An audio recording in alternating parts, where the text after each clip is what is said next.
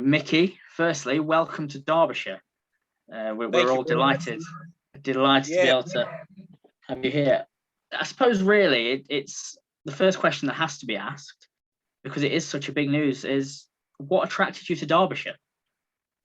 I tell you what, I've always wanted to get into the county game. It's something, I've had the privilege of doing 4 international teams. I've done domestic cricket in South Africa. I've done domestic cricket in Australia. I've also done 3 franchises around the world: Bangladesh, Caribbean, Pakistan. So county cricket was a logical step for me, and I'm just a cricket nut, and I've sort of loved county cricket from when I was a little boy, watching all the guys play. So it was a logical step for me, and I think something that's just right for me now in terms of my career. A little bit more stability, and it'll be nice to be based in one place for a change. Yeah, and that was really one thing I was going to ask you then. Coaching in England has always been an ambition for you. Coaching in England has always been an ambition, without a doubt. It has, as I say, I've followed county cricket for ages. And funny enough, I have an affinity with Derbyshire because of the fact that my 2 coaching mentors, really, guys that made a massive impression on me, were both played for Derbyshire in Fred Swarbrook and the late Eddie Barlow. They were instrumental during my playing career in some of the philosophies that I've taken into my coaching. Yeah, one thing that really stood out to me when looking at the Sri Lankan team you've been leading, there were quite a lot of parallels to Derbyshire in terms of the young players who are just kind of starting out and getting a chance on the big stage. Derbyshire also have a lot of young players, in particular bowlers. How much are you looking forward to kind of leading on their development now and helping them grow? Oh, look, I love working with young players. I love grooming young players. I love building teams. That for me is really exciting. Putting all the pieces of the jigsaw together to ultimately get some success, to develop a brand, ones that delivers sustainable success, but also a brand that's attractive for our members and supporters. So for me, that's really, really important. As I've said, wherever I've been, South Africa, certainly with Pakistan as well, I've been able to build teams, and I think that is exactly where Derbyshire is at the minute. Yeah, you've already mentioned you have a test series coming up against the West Indies before you arrive in Derby. And then I suppose really the work over winter begins. How much have you been kind of already digging into Derbyshire and having a look at the players before you get there? I've looked at all the players already on YouTube video.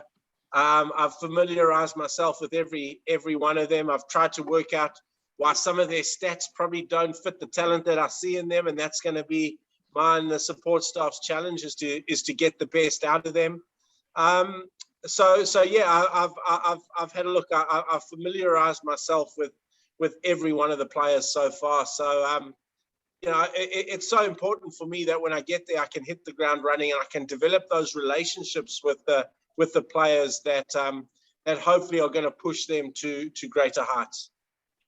Yeah, and just obviously, while you come from an international role, you do have domestic experience that you've already mentioned, the franchise cricket, also time in South Africa. And I know you're particularly proud of a period with Western Australia as well. How will you look back on those experiences when coming over to Derby? I think we learned from every experience, and I've certainly learned some good and bad lessons along my way in coaching. You make a lot of mistakes, you do a lot of things right, and that's just the nature of coaching.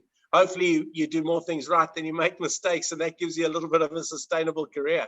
But I do, and I am really looking forward to continually pushing these players daily, to challenge them, to make them the best they can be, because only then will I be doing my job.